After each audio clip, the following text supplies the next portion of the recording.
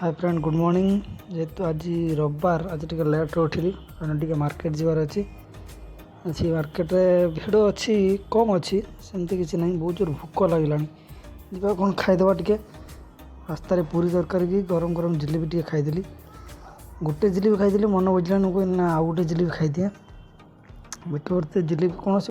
जिलेबी खाई सारापर मन रहा टे पान खावा रास्तार भाई पान भांगुले देखिली ना पान टे खाईदे इरिकार पान टे फेमस अच्छी भल टे पान दियो आमपटे सादा पान अलग प्रकार एपटे सादा पान देखुए अलग प्रकार एत सारा मसला पकेले मुंड खराब होगा पचारि पचारि भी किसी भी जानी किसी भी मन भी था ना और लास्ट पान देखिपे एत बड़ पान टे मो पाटर भी पूरा फुल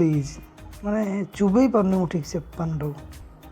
पान खाई आसी पहुँची गली मार्केट रे देखी पारे केते रकम माछ अच्छी बहुत दुकान भी बढ़ती माछ दुकान लास्ट रुई माछ नहीं आसली आसिकी हल्दी लुण गोल कि भाजीदेली भजा भी सरीगला पटे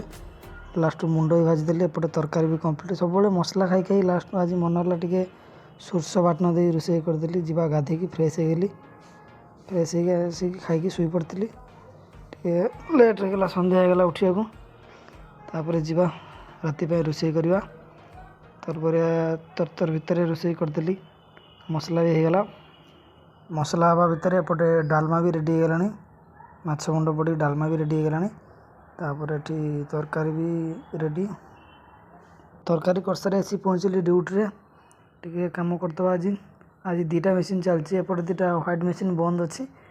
आज ब्लैक मेसीन चलाया टे चांस मिली आज ठीक अच्छे जीवा खाईदे भोक भी लगे 10:30 11टा बजला खाईदे ठीक अच्छे फ्रेंड्स आज ब्लॉग टी ये एंड कर जय जगन्नाथ।